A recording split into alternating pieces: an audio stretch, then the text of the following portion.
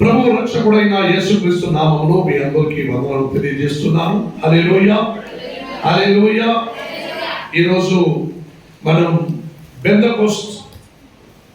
పెంటెకాస్టల్ day, పెంటెకాస్టల్ Sunday అని, పెంటెకాస్టల్ festival అని ఆచరించే వారై ఉన్నాం. హల్లెలూయా. గమనించాలి పిల్లలు జాగ్రత్తగా. ఎఫెసీయులకు రాసిన పత్రిక అమ్మా అందరూ గమనించండి. ఇక్కడ దాగమైన నీళ్లు తాగాలని ఎవరు లేచి వెళ్ళకండి, కూర్చున్న చోట్లోనే ఉండండి. గమనించండి, ఎఫెసీయులకు రాసిన పత్రిక 4వ అధ్యాయానికి రండి. Shall we come chapter 4, 4వ అధ్యాయంలో 23-24 వాక్యం చదవండి.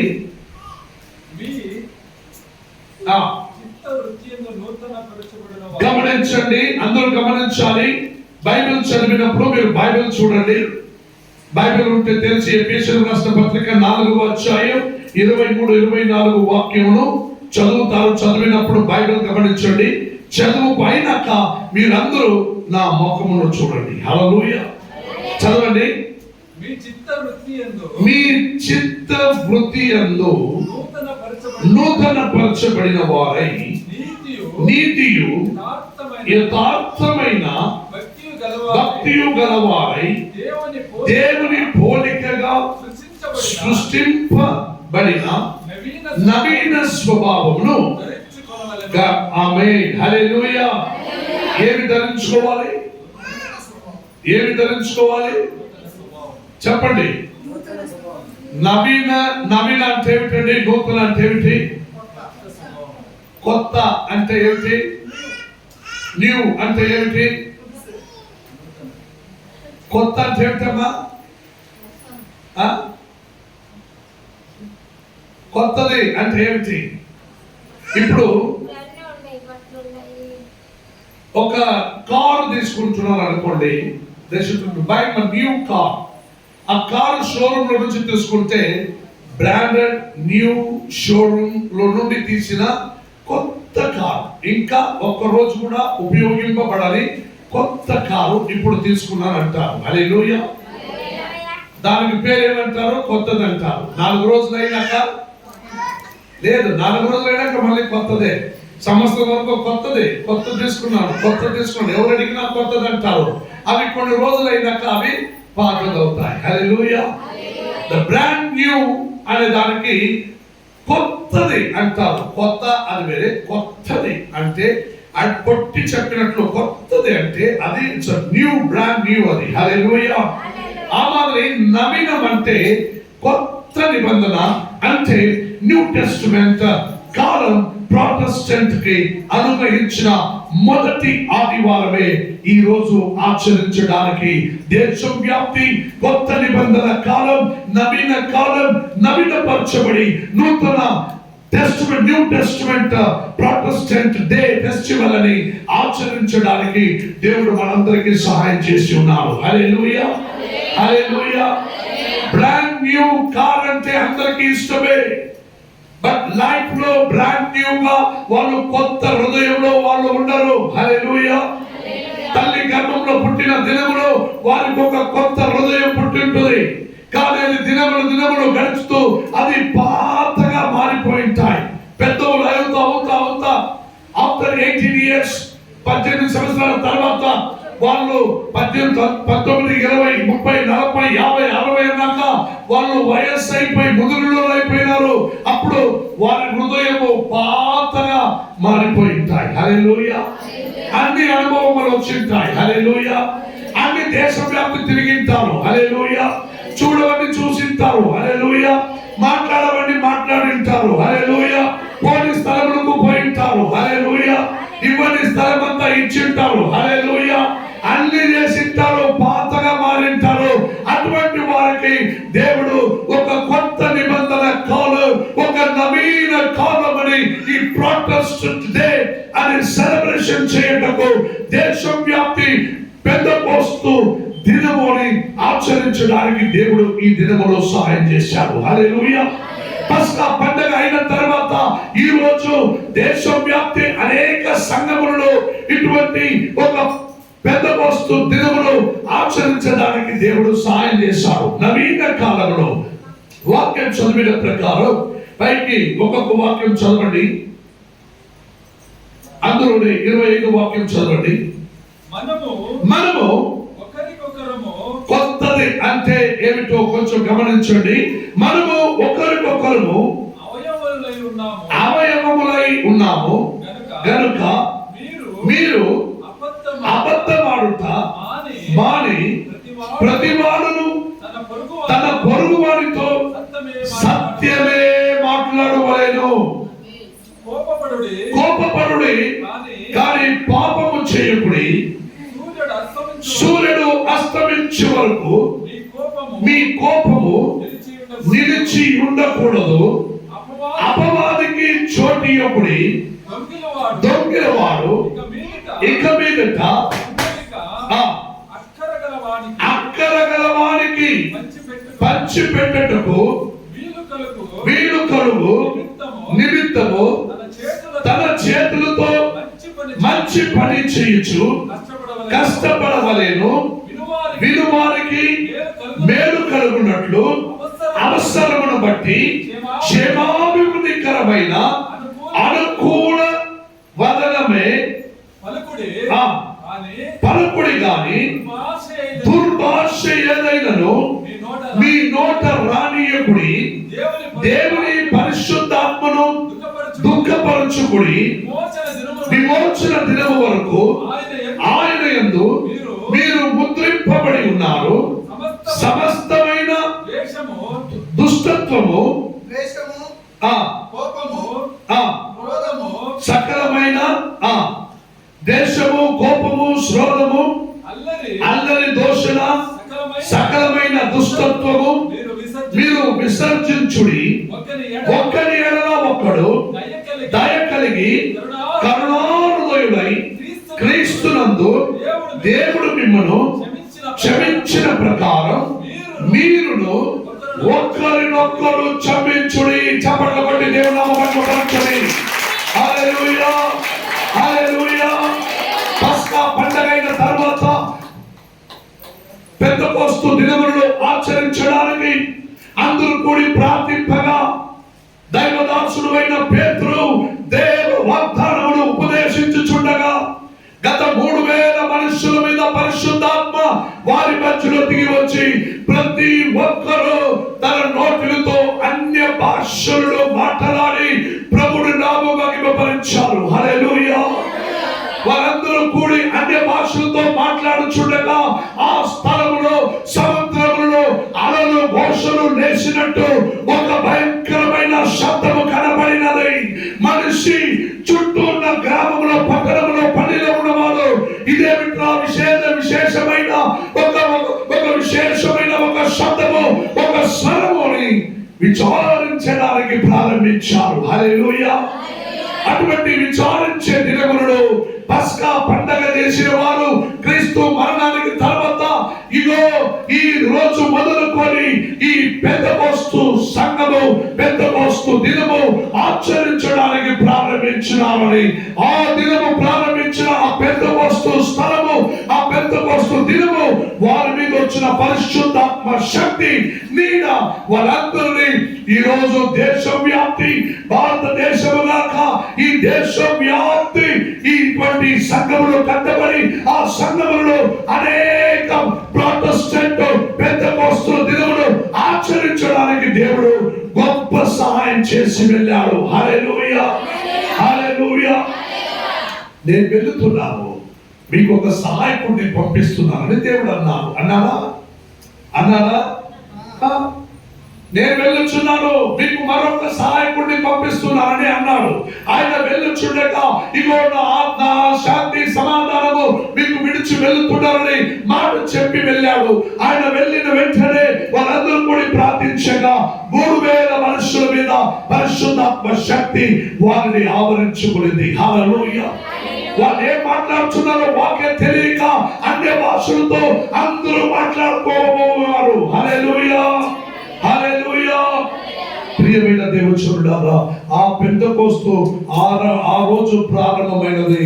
ఈ రోజు 21వ శతమానం ప్రారంభించినాయి. 2000 సంవత్సరాలు గడిచిన ఈ 21వ శతమానమందున ఈ పెంతెకోస్తు దినమును ఆచరించడానికి దేవుడు మనకు సహాయం చేశాడు.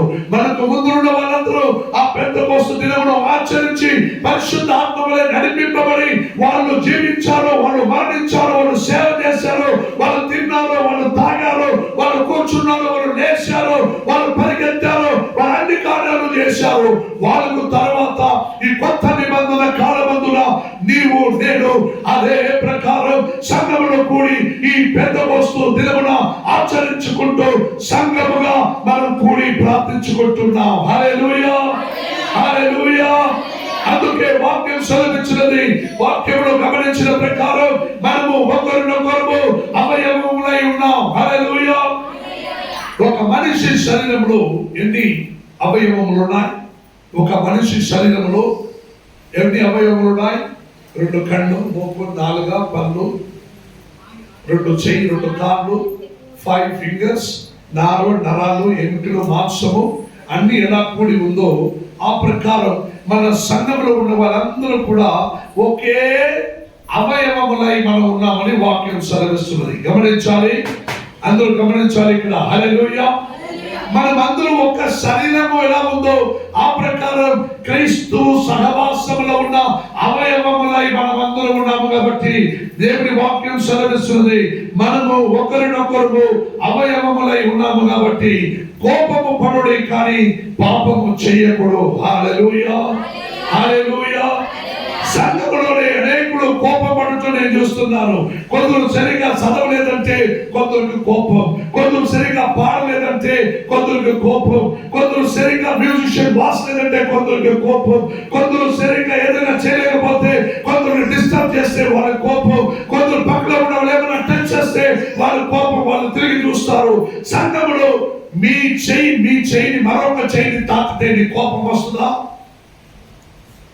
నీ శరీరం నీకు నీవే కొట్టుకుంటే నీ కోపం వస్తుందా? మరొకరు నిన్ను కొడితే కోపం. ఒక సంఘంలో ఉన్న అవయవములైన ఉన్నావు కాబట్టి సంఘములో నీలో ఎటువంటి కోపము కనపడకూడదు. హల్లెలూయా.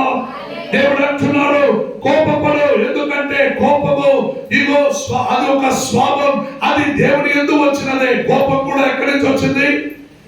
కోపం కూడా దేవుని యందు వచ్చిన ఒక స్వభావం. హల్లెలూయా. కానీ కోపం పడు కానీ పాపం చేయకూడని దేవుడు అంటున్నాడు. కోపం పడితే మనిషి ఏం చేస్తాడు? కోపంలో ఏం చేస్తాడో తెలియదు. హల్లెలూయా. కోపంలో కొడతాడు, కోపంలో తిడతాడు, కోపంలో నోరు తెరుస్తాడు, కోపంలో నాలుక తిప్పుతాడు, కోపంలో ఏం మాట్లాడుతున్నాడో వాడికే తెలియదు. హల్లెలూయా. అందుకే దేవుని వాక్యం చదివిస్తున్నాయి, కోపము పడుడి కానీ పాపము చేయకుడి. 4వది అపవాదికి చోటు ఇయ్యకుడి. హల్లెలూయా. అపవాదికి నీ జీవితంలో, నీ శరీరంలో, నీ బుద్ధిలో, నీ ఆలోచనలో, నీ కుటుంబంలో, నీ వ్యాపారంలో, నీ బిజినెస్ లో, నీ సంఘంలో, నీ ఆరాధనలో, స్తుతిలో, స్తోత్రములో అపవాదికి చోటు ఇయ్యకుడి. హల్లెలూయా. నువ్వు అపవాదికి చోటించి రా నా పక్కన కూర్చో అని పిలుచుకుని వచ్చి వాడిని కూడా చర్చలు, ఎందుకంటే పాస్టర్ అన్నాడు నువ్వు వచ్చేటప్పుడు ఎవరైనా ఒకరిని తోడు తీసుకురా. హల్లెలూయా. అందుకే నా పక్కన అపవాదిని తీసుకుని వచ్చి కూర్చోబెట్టుకొని ఉన్నాము. హల్లెలూయా. ఆ అపవాది నన్ను పీడిస్తానే ఉంటుంది. హల్లెలూయా. ప్రియమైన దేవుడా, అపవాదికి మీ యొద్ద నుండి చోటు ఇయ్యకుడి. అపవాది నీలో ఉండడానికి చోటు ఇయ్యకుడి. జాగ్రత్త పడుడి. దేవుని పరిశుద్ధాత్మను దుఃఖపరచుకుడి. హల్లెలూయా, హల్లెలూయా. పరిశుద్ధాత్మ నీలో కార్యం చేయుచుండగా దాన్ని విడిచిపెట్టు, కానీ పరిశుద్ధాత్మని దుఃఖపరచవద్దు. ఎందుకంటే దేవుడెవడో ఫారోను అన్నట్టుగా దేవుడెవడో నాకు తెలియదు అన్నాడు, పర్వాలేదు. ఆయన క్రీస్తు ఎవరో నాకు తెలియదు అన్నాడు, పర్వాలేదు. కానీ ఈ పెద్దకోస్తు దినములలో పరిశుద్ధాత్ముడు ఎవరో నాకు తెలియదు అంటే ఈ మరి శాపగ్రస్తుడు ఇంకెవరు లేరు. హల్లెలూయా, హల్లెలూయా. దేవుడెవడో తెలియదు అన్నాడు ఫారోను, పర్వాలేదు. కానీ యేసుక్రీస్తు ఎవరో ఈ భూమిలో నాకు తెలియదని ఇప్పుడు అంటున్నాను, పర్వాలేదు. కానీ ఈ పెద్దకోస్తు దినములలో, ఈ నవీన కాలములో, ఈ ప్రాచీన దినములలో నీకు పరిశుద్ధాత్మ ఎవరో తెలియదంటే నీ మాదిరి శాపగ్రస్తుడు ఇంకెవరు అందుకే ప్రారంభంలో వాక్యం చదివినాడు అయ్యారు, నవీన స్వభావమును మీరు ధరించుకునుడి. హల్లెలూయా. నవీన స్వభావమును ధరించుకుంటే నువ్వు కోపం పడవు, నువ్వు పాపము చేయవు, నువ్వు అపవాదికి నీ ఎదుకు ఉండడానికి చోటు ఇవ్వవు. అపవాదానికి నీ ఎదుకు ఉండాలని నువ్వు ఎలా తెలుసుకుంటావు? అపవాది నాతో ఉన్నారని ఎలా తెలుసుకుంటావు? ఎలా తెలుసుకుంటారండి? ఎలా తెలుసుకుంటారు? ఎలా తెలిసేది? కష్టం కదా. మనం చెప్పేది వద్దు. కొన్ని పక్కలు ఒకరొకరు ముఖం చూసుకోండి, తిరిగి మీ ముఖం మీకు అమ్మ చూడండి అమ్మా, నేను చెప్పేది మీరు చేయాలి. చూడండి అమ్మా, వాళ్ళు చూసేటప్పుడు వాళ్ళు చూడమన్నారని వాళ్ళకి తిరుగుకుంటున్నారు. నా ముఖం చూడదు, నేను చూస్తూనే ఉన్నాను. మీరు అట్లా చూసారా? మళ్ళీ ఇటువైపు ఉన్నవారు ముఖం చూడండి. హల్లెలూయా. చూడండి, ఒకరొకరు ముఖం చూడండి, చూసుకోండి. బయటకు పోతే ముఖం కూడా చూడండి మీరు. హల్లెలూయా. చచ్చిపోయినప్పుడు మట్టి వేసే ముందు ఒకసారి అంటారు, ఏమని అంటారు? ఒకసారి ముఖం చూసే వాళ్ళు ఎవరున్నారు చూసుకోండి. ముఖం చూసుకునే వాళ్ళు ఎవరున్నారు చూసుకోండి. ముఖం మూసేస్తాను, మట్టి మూసేస్తాను. హల్లెలూయా. ఇప్పుడు జీవంతో ఉన్నదప్పుడే నీ ముఖం చూడు, నీ ముఖం చూస్తాను. చచ్చిపోయినప్పుడు ముఖం చూస్తే సావుని ముఖం చూడదు. హల్లెలూయా. హల్లెలూయా. సో దేవుని వాక్యం సామెతల గ్రంథం ఫాస్ట్ గా చదవండి, టైం లేదు. సామెతల గ్రంథం 10వ అధ్యాయం 24 వాక్యాలు రండి. గమనించాలి ఇక్కడ సామెతలు ద బుక్ ఆఫ్ ప్రావర్బ్స్, సామెతలు 10వ అధ్యాయం 24 వాక్యం. గమనించండి అమ్మా గమనించండి. భక్తిహీనుడు దేనికి భయపడను?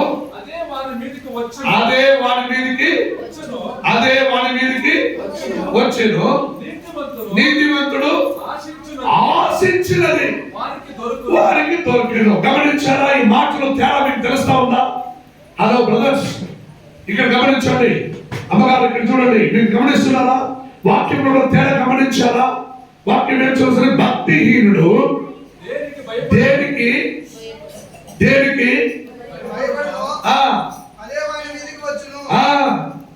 భయపడతాడు? భక్తిహీనుడు ప్రతిదానికి భయపడతాడు. ఇంకా చీకటి అంటే భయం, అపవాది అంటే భయం, పాము అంటే భయం. హల్లెలూయా.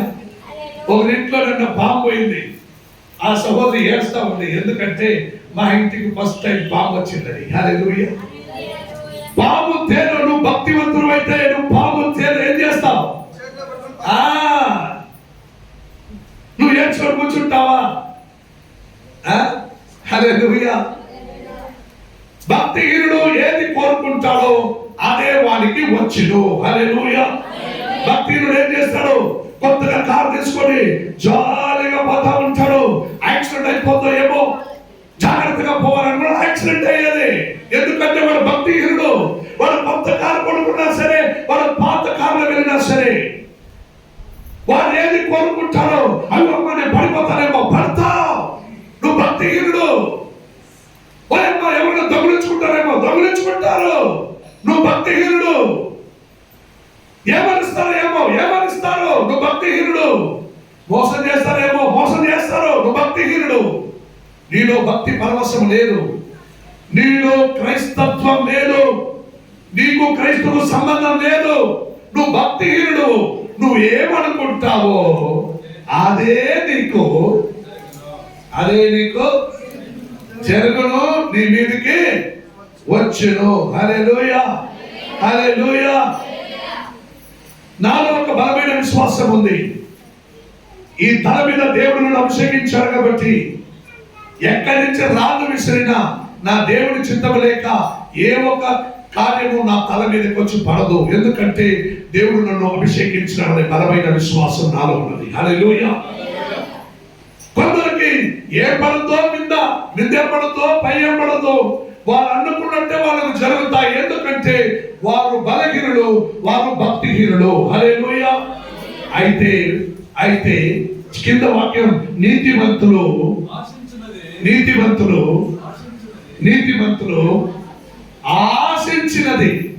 ఏమని? నీతిమంతులో కొన్ని ఆశలు ఉంటాయి. ఏమని? నా దగ్గర పాత కారు ఉంది, కొత్తగా తీసుకోవాలి. హల్లెలూయా. తీసుకో, అనుగ్రహిస్తాడు దేవుడు. నువ్వు ఆశించినంత అనుగ్రహిస్తాడు. హల్లెలూయా. నేను కొత్తగా ఏదైనా చేయాలి, చెయ్యి. ఎందుకంటే నువ్వు దేవుడు నమ్మినావు కాబట్టి. నేను ఎక్కడికో తిరగాలనుకున్నావు, తిరుగు.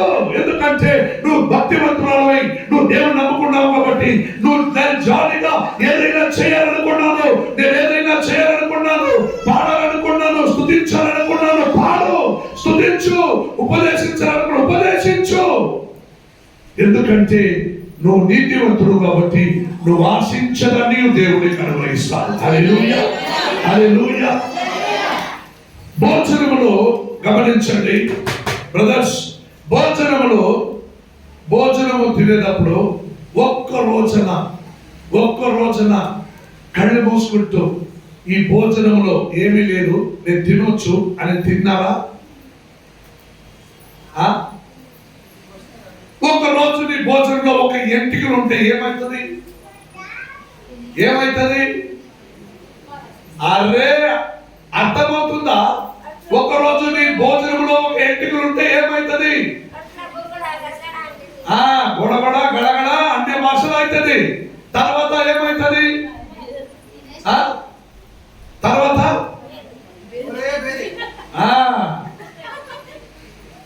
ఆ భయంలో ఒక్కరికైనా ఒక్క రోజు కూడా నాకు ఎంటికలు పోయి నాకు వేది కాలేదని వాళ్ళు ఎవరైనా ఉన్నారా?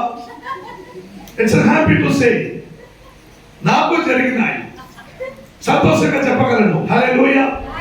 ఎవరికైనా అన్నంలో ఎంటికలు దొరకలేదు, నాకు కాలేదని వాళ్ళు ఎవరైనా ఉన్నారా? సే రాళ్ళు దొరకలేదు, బాగా తిన్నాను. 6 అడుగుల అందగాడైనా వాడు కాళ్ళు ఒక ముళ్ళు పుచ్చుకుంటే వాడు కుట్టుకొని నడుస్తాడు.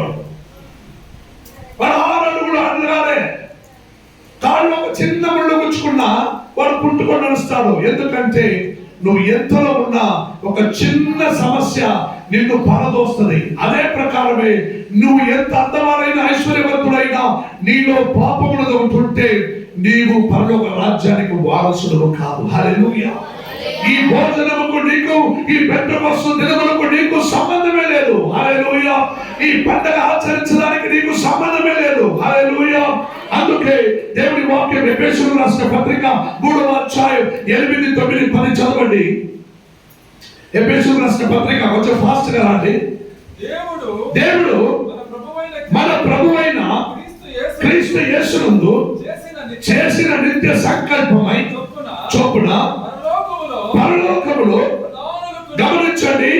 గమనించాలి. వాక్యం సెలవిస్తున్నది, దేవుడు మన ప్రభువైన క్రీస్తు యేసునందు చేసిన నిత్య సంకల్పము చొప్పున పరలోకములో ప్రధానులకును అధికారులకును సంఘము ద్వారా తన యొక్క నానా విధమైన జ్ఞానము తెలియజేయను. హల్లెలూయా. ఏం చేయగలను? జ్ఞానము. నవీన కాలంలో నీకు ఒక జ్ఞానము కలిగి ఉంటే నవీనమైన కొత్త నిబంధన కాలానికి చెందిన ఒక క్రైస్తవుడు నీవే. హల్లెలూయా. జ్ఞానము నీలో లేకుండా ఉంటే నీ దగ్గర కొత్త కారున్నా నీవు పాత కారున్నట్టే. హల్లెలూయా. నీ దగ్గర కొత్త నిబంధన బైబిల్ ఉన్నా నీవు పాత నిబంధనలో బైబిల్ పెట్టుకున్నట్టే. హల్లెలూయా. నువ్వు కొత్త నిబంధన కాలానికి క్రీస్తు రక్తములోను మాంసములోను పాలు పొందిన వారువైనా నువ్వు అదే పాత నిబంధన కాలానికి చెందిన వారువైనట్టే. హల్లెలూయా. అట్లయితే ప్రియమైన దేవుడు చూడాలా, పైకి చదవండి. పరలోకములో ప్రధానులకును అధికారులకును సంఘము ద్వారా తన యొక్క నానా విధమైన జ్ఞానము ఇప్పుడు తెలియబడవలనని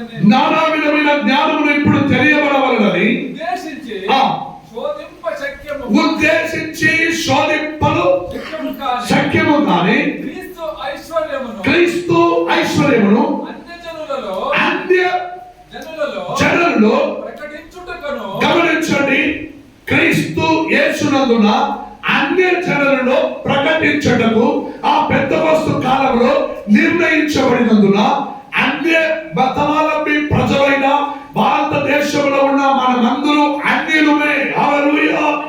ఆ అన్య జనములైన మనకు ఈ పెంతెకోస్తు దినమును ఆచరించడానికి, ఆ నవీన జ్ఞానమును పొంది ఆ నవీన కాలములో కూడి వచ్చిన వారై మనము కొత్త నిబంధన కాలానికి చెంది ఈ పెద్దకోస్తు దినములో, ఈ పెద్దకోస్తు సంఘములో, ఈ పెద్దకోస్తు దినమున ఈ నవీన కాలములో ఆచరించడానికి దేవుడు నీకు నాకు సహాయము చేసి ప్రకటించి ఉన్నాడు. చప్పట్లు కొట్టి గట్టిగా, ఇంకా గట్టిగా, ఇంకా గట్టిగా. హల్లెలూయా. అందుకే భక్తుడు, నువ్వు ఎప్పుడైనా దేవుడి యందు ఒక ప్రార్థన చేసినావా? భక్తుడైన సొలొమోను ఒక విలాప గ్రంథం 3వ అధ్యాయం 5వ అధ్యాయం 21వ వాక్యం చదవండి. విలాప వాక్యములు 5వ అధ్యాయం 21వ వాక్యం గమనించండి. ఇక్కడ గమనించాలి, చదవండి. 5వ అధ్యాయం 21వ వాక్యం. గమనించండి, ఎందుకంటే వీళ్ళు వేరే తట్టు తిరిగిపోయినారు, వీళ్ళు వేరే మార్గములకు వెళ్ళిపోయినారు, వీళ్ళు వేరే అన్య మార్గంలో ఉండిపోయినారు. వాళ్ళు పద్ధతులు వేరేమైపోయినాయి, వాళ్ళు ప్రకటించడం వేరైపోయింది, వాళ్ళు భోజనము వేరైపోయింది, వాళ్ళు గుణాతిశయం వేరైపోయింది, వాళ్ళు రకరకాలుగా జీవించే వారైపోయినారు. అందుకు భక్తుడు విలాపము వాక్యములో ఒక మాట అంటున్నాడు. ఏమిటో? యెహోవా నీవు మమ్మను నీ తట్టు తిప్పిన గడల మేము తిరుగుదము, మా పూర్వ స్థితి మరలా మాకు. ఆమేన్, హల్లెలూయా. మా పూర్వపు స్థితిని మీరు మరలా మాకు కలుగ చేయము అని చెప్పుకోవటకు, ఆయన తట్టు తిరుగుటకు ఇప్పుడు కూడి వచ్చి ఉన్నాం మనం అందరూ. హల్లెలూయా, హల్లెలూయా, హల్లెలూయా. నీవు మమ్మను నీ తట్టు తిప్పిన యెడల నన్ను నీ వైపు తిప్పుకో స్వామి, అప్పుడు నేను తిరుగుతాను, లేకుంటే నేను ఇలాగనే ఉంటాను. హల్లెలూయా. నేను ఇలాగనే ఉంటాను, ఎందుకంటే నన్ను ఇచ్చింది మాదాపురం. హల్లెలూయా. అవును, నన్ను ఇచ్చింది మాదాపురం, నేను ఇలాగనే ఉంటాను. నీవు నీ తట్టు తిప్పుకో, నేను తిరుగుతాను. హల్లెలూయా. ప్రార్థన చూడండి, ఎట్లాంటి ప్రార్థనలు అన్నీ ఉన్నాయి. కానీ ఒక్కరోజు కూడా క్రైస్తవ సహవాసంలో ఉన్నవారైన మీరు, దేవా నన్ను రక్షించుము, నీ నామ మహిమపరిచే కృప నాకు అనుగ్రహించుము, దేవా నిన్ను కరుణించుదుము, దేవా నీవు నన్ను నీ తట్టు తిప్పుము అని ప్రార్థించే వాళ్ళు ఎవరు లేరు. భక్తురాలు ప్రార్థనలో ధర్మశాస్త్రం అందులో చెప్పిన మాటలే, కానీ సంఘంలో స్తుతించమంటే స్తోత్ర స్తోత్ర స్తోత్రం స్తోత్ర స్తోత్ర స్తోత్రం అని ఎగిరి తుమ్ముతారు, కానీ అందులో ఒక్క ప్రయోజనం కూడా లేదు. హల్లెలూయా. స్తోత్ర స్తోత్ర స్తోత్ర అంటారు, కానీ ఒక్క నిర్ణయం కూడా లేదు. It's not at all news in your life, in your ministry. నీ సేవలో, నీ జీవితంలో ఏది ప్రయోజనం ఉండదు. హల్లెలూయా. ఇటువంటి ప్రలాప వాక్యం అన్నారు, ఏమని? నీవు నా మనస్సును నన్ను నీ తట్టు తిప్పుము స్వామి, అప్పుడు నేను తిరుగుదును స్వామి, అప్పుడు నేను రక్షింపబడుదును స్వామి అని ఎంత అర్థమైన మాటలతో ప్రార్థన చేయాలి. హల్లెలూయా, హల్లెలూయా. అందుకే భక్తులైన దావీదు కీర్తన గ్రంథములో తన 3వ పెద్ద పాపమును చేసినాక ఒక మాట అంటున్నాడు, చదవండి. కీర్తన గ్రంథం 51వ అధ్యాయం 10వ వాక్యములో గమనించండి. అందరూ ఇక్కడ గమనించాలి, అందరూ ఇక్కడ గమనించాలి. దేవా నా యందు శుద్ధ హృదయము. గమనించండి, నవీన కాలంలో, ఈ ప్రాచీన కాలంలో, ఈ కొత్త నిబంధన కాలంలో, ఈ పెద్దకోస్తు దినములలో మీరు చేయవలసిన ప్రార్థన స్తోత్ర స్తోత్ర స్తోత్ర అన్నది కాదు, దాంతో పాటు అర్థపూర్వకమైన ప్రార్థన. ప్రభువా నా దేవా, భక్తుడు దావీదు ప్రార్థించాడు. గమనించండి, నా దేవా నా యందు శుద్ధ హృదయము కలగ చేయము. హల్లెలూయా, హల్లెలూయా. దేవా నా దేవా నా యందు శుద్ధ హృదయము కలగ చేయము. హల్లెలూయా. క్రీస్తు మార్గ మధ్యలో వెళ్ళుచుండగా అప్పుడొక గుడ్డవాడు పుట్టిన దినములో గుడ్డివాడై లోకమును చూసే కాలేని వాడు అక్కడ ఉండుకొని యేసు అద్భుతములు చేశాడు, యేసు గొప్ప కార్యములు చేశాడు అన్నప్పుడు అవన్నీ కార్యాలు చెవులతో వినుకున్నాడు, కానీ ఒక్క రోజు కూడా ఆ యేసును కళ్ళారా చూడకపోయినాడు. కానీ ఒక్క దినము యేసు తన ఎందుకే వచ్చాడు, ఆ మార్గంలో నడుచుకుంటూ వెళ్ళాడు. అప్పుడు ఇక్కడ ఏమిట్రా ఎంత జనము, ఏమిట్రా అల్లా, ఇక్కడ ఏమి జరుగుతున్నాయి, ఏమిట్రా ఈ అల్లకలము అని అంటే, ఒరేయ్ మౌనంగా ఉండరా, యేసు మార్గమందు వెళ్ళుచున్నాడంటే యేసునా, ఆ యేసు క్రీస్తువా, అయ్యో అయ్యో దేవా దేవా నాకు దయచేయము, దావీదు కుమారుడా నాకు దయచేయమన్నాడు. హల్లెలూయా. ప్రతి సమయమందున ప్రభునందు ప్రార్థించడం మొదలు నేర్చుకోండి. మీ బ్రతుకు ప్రార్థిస్తూ అంటే ప్రార్థన అవుతుంది. హల్లెలూయా. మీ హృదయము, జీవితము, ప్రార్థన అన్నిటినీ కొత్త నవీనముగా మార్చుకోండి. హల్లెలూయా. నేను ఒకసారి సంఘంలో మీ అందరికీ చెప్పినాను, మీరు ఎంతకాలం మీరు పాతదే పెట్టుకొని మీరు కాపురం చేస్తారు. హల్లెలూయా. పాతదే ఇంటికి పోతే ఎవరైనా వస్తే చిరిగిపోయిన పాత చాపలు, అది చిరిగిపోయింటది, దాన్ని వేసి రాండి కూర్చోండి అంట. హల్లెలూయా. ఎవరింటికైనా పోతే వాళ్ళు చేరేసి అయ్యారు కూర్చోండి అంటారు, అది కాలు ఆడుతూ ఉంటుంది, కూర్చుని వారికి భయము, ఎక్కడికి పడతాను కిందని. హల్లెలూయా. అదే పాత కూర్చో పెట్టుకుంటూ ఎవరన్నా వస్తే ఈ చైర్ మీద కూర్చోబెడతాను, వాడు కింద పనులు కాక అని ఆ చైర్ పాతదే పెట్టుకొని ఉంటారు. హల్లెలూయా. పాత చేరు, పాత చొమ్ము, తాత కాలంలో ఇచ్చిన చొమ్ము పెట్టుకొని ఉంటారు. ఎవరు వచ్చినా ఆ చొమ్ములోనే నీళ్లు పెడతారు వాళ్ళకి. హల్లెలూయా. వాళ్ళు ఎప్పుడో పడుకున్న తట్టు వాళ్ళ తాత తిని, వాళ్ళ బిడ్డలు తిని, అవ్వ తిని, కొడుకు తిని, మనోడు తిని, ఇప్పుడు ఇంటికి వచ్చే వాళ్ళ చుట్టాలు కూడా ఆ తట్టులోనే అన్నం పెడతారు. హల్లెలూయా. అన్ని పాతదే పెట్టుకొని ఉన్నారు. కొన్ని కాలాల నుంచి ఈ కాలాలని చెప్పాక యేసు నామములో పాతవన్నీ తీసి పడేయండి, కొత్తగా తీసుకోండి అంటే కొందరు వచ్చి అన్నారు, అయ్యారు నేను కొత్తగా చాపలు తీసుకున్నాను, అయ్యారు నేను కొత్తగా చొమ్ము తీసుకున్నానని. అయితే ఒక సహోదరి వచ్చి అయ్యారు నా మొగుడు కూడా పాతోడైపోయినాడు, ఏం చేయాలి? హల్లెలూయా. అమ్మా అమ్మా అమ్మా అపార్థం చేసుకోకు, నేను పాత తీసి బయట పడేయమని చెప్పింది నీ మొగుడు కాదు, నీ ఇంట్లో ఉన్న వస్తువుని. ఆయన కూడా ఒక వస్తువే పాస్టర్ గారు. అమ్మ ఆ తప్పు చేయకు. తర్వాత నీ మొగుడు సంఘంలో ఆందోళన చేసింది, పాతదని తీసి పడేయమన్నావంట, నా భార్య తీసి బయట పడేసిందిరా, నువ్వేం చెప్పినావు నా భార్యకి? ఇట్లా తప్పులు చేయకండి. నీలో ఉన్న పాతని తీసి బయట పడేయమంటే పాతని తీసి చెప్పిన దినాలలో పాతదని తీసి కొత్త తీసుకున్నాం, అది వేరు. ఇవి కొత్త హృదయం, ప్రాచీన కాలం, పెద్దకొస్తు పండగ అంటే కొత్త నిబంధన కాలం. ఇవి కొత్తగా నీవు ఆచరించవలసినదే. అందుకే భక్తుడు అన్నాడు, దేవా నా యందు శుద్ధ హృదయము కలుగ చేయము. హల్లెలూయా. దేవా నా యందు శుద్ధ హృదయము కలుగ చేయము. ఒకసారి అందరూ మోసపెట్టి చెప్పుకుందామా, దేవా నా యందు శుద్ధ హృదయము కలుగ చేయము. చెప్పండి, అందరూ చెప్పండి, దేవా నా యందు శుద్ధ హృదయము కలుగ చేయము. దేవా నా యందు శుద్ధ హృదయము కలుగ చేయము. దేవా నా యందు శుద్ధ హృదయము కలుగ చేయము. హల్లెలూయా. ఈ ప్రార్థన జీవితంలో ఎప్పుడు నువ్వు చేసే ఉండేవు. హల్లెలూయా. ఈ రోజు చేశావు. దేవుడు ఈ ప్రాచీన కాలంలో ఈ పెద్ద వస్తు దినములలో నిన్ను నవీనపరిచి నీలో మంచి ధ్యానపడిచి దేవుడు నిన్ను స్వస్థపరచబడును గాక. హల్లెలూయా. అదే భక్తులైన దావీదు కీర్తన గ్రంథం 86వ అధ్యాయం, కీర్తన గ్రంథం 86వ అధ్యాయం 11వ వాక్యములో మరొక వాక్యం, నాలో శుద్ధ హృదయము కలుగ చేయమని అన్నవాడు ఇప్పుడు నా హృదయమునకు ఏక దృష్టి కలుగ చేయము అంటారు. హల్లెలూయా. చదవండి 86:11లో, నేను యథార్థవంతుడనై నడుచుకొనుచున్నాను, నన్ను విమోచింపుము,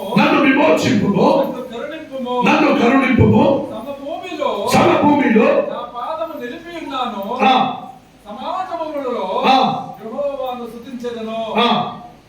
86:11 యెహోవా నేను నీ సత్యమును అనుసరించి నడుచుకొనున్నట్లు నీ మార్గమును నాకు బోధింపుము. నీ నామమునకు భయపడినట్లు నీ నామమునకు భయపడినట్లు నా హృదయమునకు ఏక దృష్టి కలుగజేయము. ఏమి చేయము? అప్పుడే ఏం చేసిండో శుద్ధ హృదయము, ఇప్పుడు ఏక హృదయము. అప్పుడే శుద్ధ హృదయము కలగ చేయమన్నాడు, ఇప్పుడు ఏక హృదయము కలగ చేయము. హల్లెలూయా. మనందరిలో శుద్ధ హృదయము కావాలి, మనందరిలో ఏక హృదయము కావాలి. హల్లెలూయా. ఏక దృష్టి అంటే శుద్ధ హృదయము, ఏక దృష్టి కలగ చేయము. నా పూర్ణ హృదయముతో ఆ, నేను నీకు కృతజ్ఞతాస్తుతులు నా పూర్ణ హృదయముతో నేను నీకు గమనించాలి అమ్మా, ఇక్కడ గమనించండి. నా పూర్ణ హృదయంతో నీకు కృతజ్ఞతాస్తుతులు చెల్లించెదను. ఆమేన్. చాలు. హల్లెలూయా. యెరెమయా గ్రంథం, యెరెమయా 48వ అధ్యాయం 10వ వాక్యానికి రండి. యెరెమయా 48 10వ వాక్యం గమనించండి. ఇన్ని కార్యాలు మీరు విన్న తర్వాత మీరు దేవునికి అశుద్ధమైనది, దేవునికి పాత నిబంధనమైనది, దేవునికి ప్రాచీన కాలంలో ఉన్న పాత ఆ కార్యక్రమములు పద్ధతులు మీరు కాలకాలం నుంచి మీ తాతలు ముత్తాతలు చేసుకుని వచ్చిన పద్ధతులు నీలా ఇంకా ఉంటే నీకు క్రీస్తుకు సంబంధమే లేదు. హల్లెలూయా.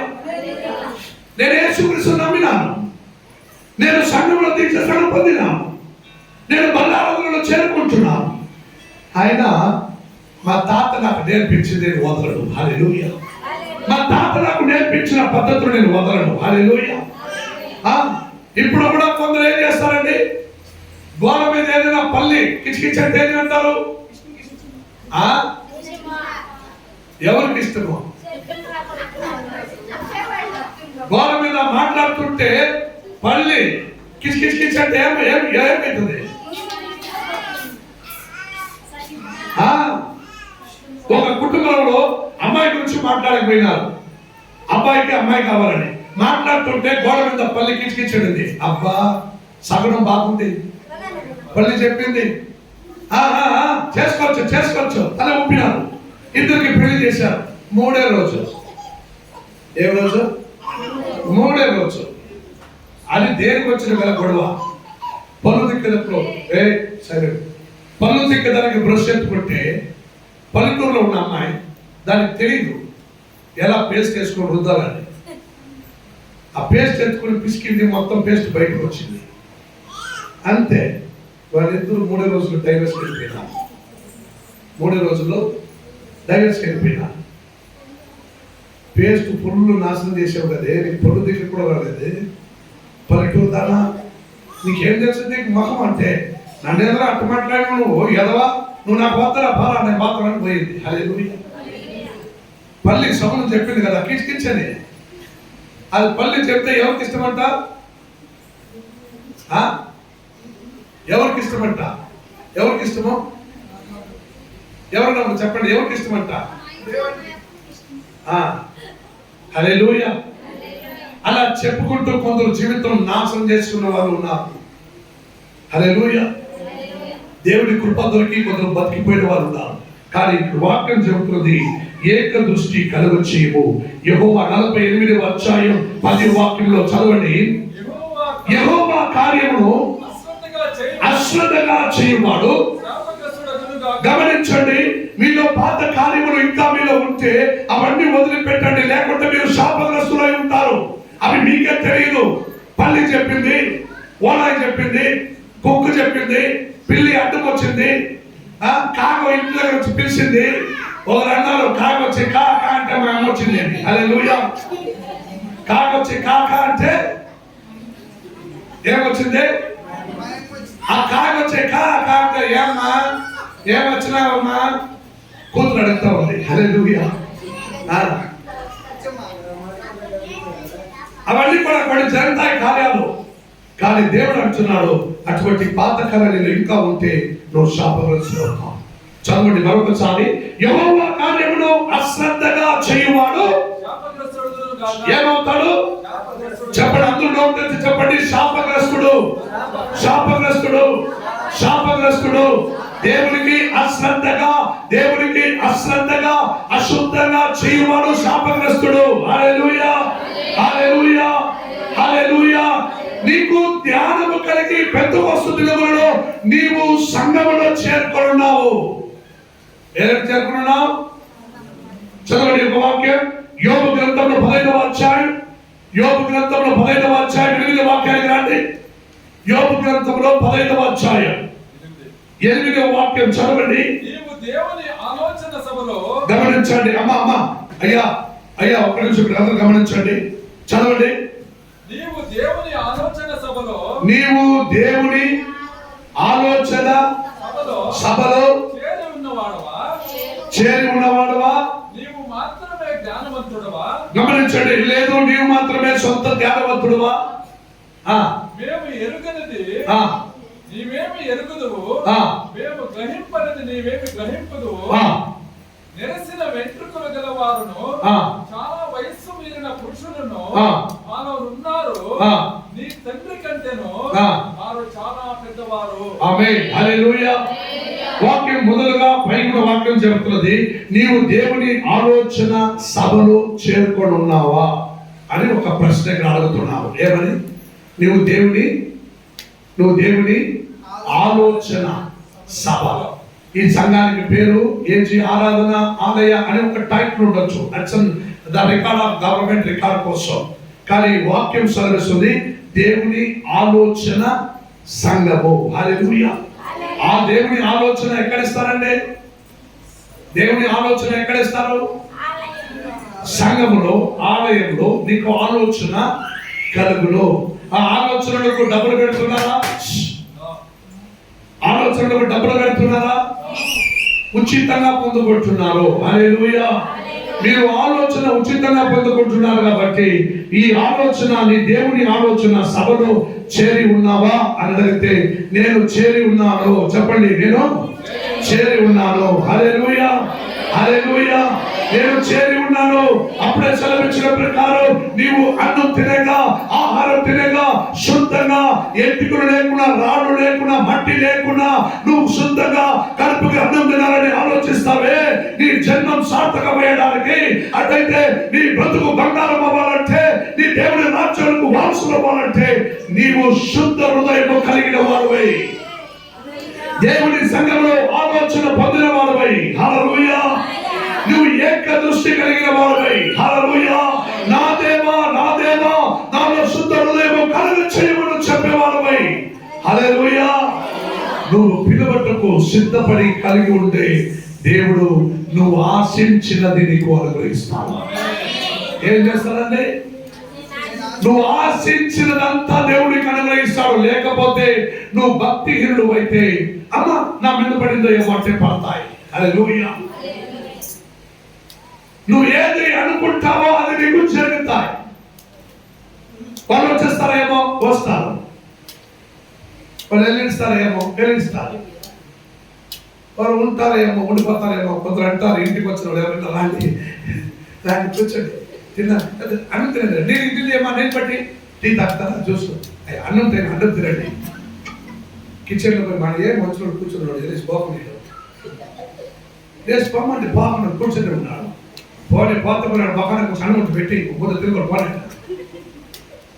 ఎదురు వచ్చినప్పుడు వెల్కమ్. ఏం చేస్తారు? వెల్కమ్, రండి. మొదలు పాత కాలంలో ఒకటి నాకు నచ్చింది ఏమిటంటే, బంధువుల ఇంటికి మనం వెళుతున్నామంటే వాళ్ళు అక్కడ దిగితే, ఊర్లో గడిలో దిగిన వెంటనే ఎవరు బాబు మీరు అంటారు. మేము పలానా ఇంటికి వచ్చినామంటే వాళ్ళు అక్కడ అడగా వెంటనే ఆ ఒక విషయము వారింటికి పోయింటుంది. అడగమ్మా, మీ ఇంటికి మీ బంధువులు వచ్చారంటే ఆ చుట్టాలు బెంగళూరు నుండి. ఆయన చేతులు ఉన్నదంతా కింద పడేసి పరిగెత్తుకొని పోయి వాళ్ళ బ్యాగ్ అంతా తీసుకొని ఎప్పుడు వచ్చారు ఇంటికి సంతోషంగా పిలిచే కాలం పాత కాలం. ఇప్పుడు తర్వాత లెటర్ రాసేకి వచ్చింది. ప్రియమైన నువ్వు బాగున్నావా? నేను బాగున్నాను. అమ్మ బాగుందా? బాగుంది. నాయన బాగున్నాడా? బాగున్నాడు అని లెటర్లో వచ్చింది. ఒక లెటర్ రాసి వాడు మొహంలో పారాయి, వాడు ఒక లెటర్ రాసి నీ మొహంలో పారేస్తాడు. అప్పుడు లెటర్ కావాలని పోయింది. తర్వాత ఫోన్ వచ్చింది, హలో లైన్కి రా, నేను మాట్లాడాను, బాగున్నాను, నువ్వు బాగున్నావా? అక్కడ నలుగురు ఉన్నారు. కొంచెం మెల్లగా మాట్లాడాలి. మర్యాద లేదా నీకు? ఫోన్ ఎత్తుకుంటే ఎవరు అట్లా ఈ కాలం. బట్ కొత్త కాలం ఎంత ఫెసిలిటీ వచ్చిందో అంత దేశం నాశనం అయిపోయింది. హల్లెలూయా. నీ కొత్తగా ఏమంతా కనబడినారో అంత నాశనం అయిపోయింది. అందుకే దేవుడు అంటున్నాడు, నవీన కాలంలో నవీన జ్ఞానము పొందుకొని నువ్వు ఆలోచన సభలో నువ్వు ఉన్నావా? హల్లెలూయా. నెలకొకసారి ఆలోచన సభలో నేను ఉంటాను, ఆల్టర్నేట్ వారు నేను ఉండను. హల్లెలూయా. నీ బతుకు బాగుపడి బంగారం అవ్వాలని ఈ నల్ల ముఖమోడి కూడా ఒకటి నిలుచుకుంటూ తెల్ల వస్త్రం ధరించి నేను ఎంత గట్టిగా ఆర్చుకుంటూ చెప్పినా నీ బంగారం బాగుపడలేదంటే నీ బతుకు ఇంకా ఎవరు వచ్చినా ఏం చేసినా నీ బతుకు బాగుపడదు. హల్లెలూయా. దేవుడు నీ బతుకు బంగారం చేయడానికి దేవుడు ఆచారిగా నన్ను ఇక్కడ పెట్టి ఉన్నాడు. ఎవరండి? సుత్తి తట్టి మంచి కొంగులు చేస్తాను, రింగులు చేస్తాను, ఆచార్యంగా నిలబెట్టిస్తున్నాడు దేవుడు. హల్లెలూయా. అంతకన్నా ముందు నిన్ను నిప్పులు పడి బాగా కాల్స్తాను, తర్వాత ఎత్తుకొని ఏం చేస్తాను, పోస్తాను, తర్వాత కోస్తాను కటింగ్, తర్వాత తట్టి బాగా అందంగా చేసి పంపిస్తాను. నేను ఆచారి. హల్లెలూయా. ప్రియమైన దేవుడున్నారా, నువ్వు సిద్ధంగా సంఘంలో ఆలోచన చెప్పే సంఘంలో ఉన్నావా? ఈ కొత్త నిబంధన కాలంలో ఉన్నావా? పరీక్షించుకో. ఇంకా పాత కాలంలో ఉంటే నీకు పెందెకొస్తు దినములకు సంబంధం లేదు. లేచి నిలబడదామా? ఎవరు పెందెకొస్తు దినములకు సంబంధికులై ఉన్నారో లేచి నిలబడండి.